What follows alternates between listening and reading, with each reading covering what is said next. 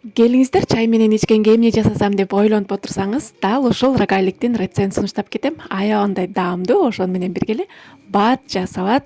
Ичинде болсо өрүк кошуп жасайбыз. Видеону аягына чейин карап, мен менен бирге болуңуздар. Эң биринчи курагаларыбызды ушундай кылып кайнак суудан куюп, 5 мүнөт ага кое турабыз. Мынакей жумшарып, сонун болуп чыгыш керек. Үстүн жаап 5 мүнөт ага жылдырып кое туруңуздар. Андан кийин бөлмө температурасында сливочный май керек болот. Үстүнө сметана салабыз. Бир жумуртканын сарысын салып,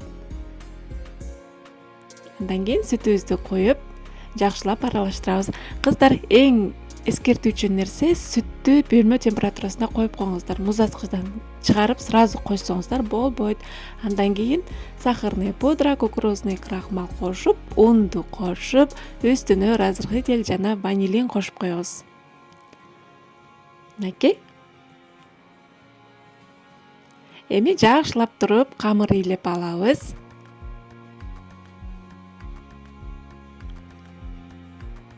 Аягындай тез да дайын болот, кыздар.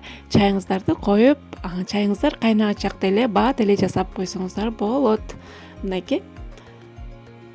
Мынакей ушундай камыр келип чыкты. Ага чейин биздин өрүктөрүбүз жумшарып, сонун болуп чыгып калды. Эми блендердин жардамы менен майдалап алып, начинка даярдап алабыз. Үстүнө шекерден салып, кандай кургатылган өрүк болсо жарай берет, кыздар. Ичиндеги сөгүн алып деле айылда жасасаңыздар болот. Мынакей блендердин жардамы менен эзип алдык. Бир четке кое турабыз.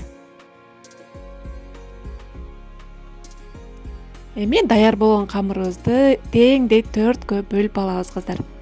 Ошондо бизге ыңгайлуу болот, чайганга, жасаганга да ыңгайлуу болот. Мынакей.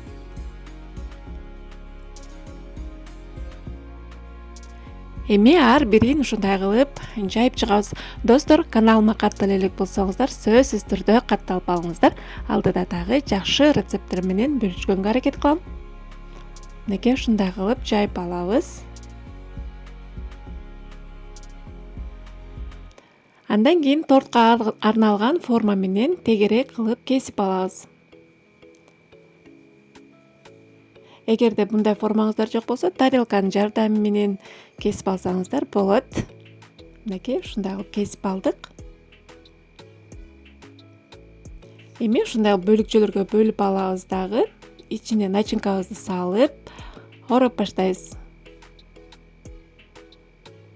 Мынакей биздин рогалигибиз даяр.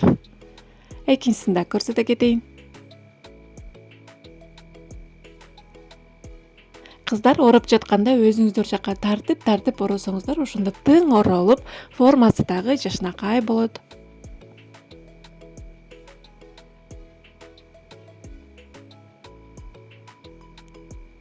Кандайдыр бир түшүнбөй калган жерлериңиздер болсо, же сунуштарыңыздар болсо, комментарийга калтырып кетсеңиздер, мен сөзсүз түрдө жооп берем. Мынакей даяр. Эми даярдап алган листибизге салып,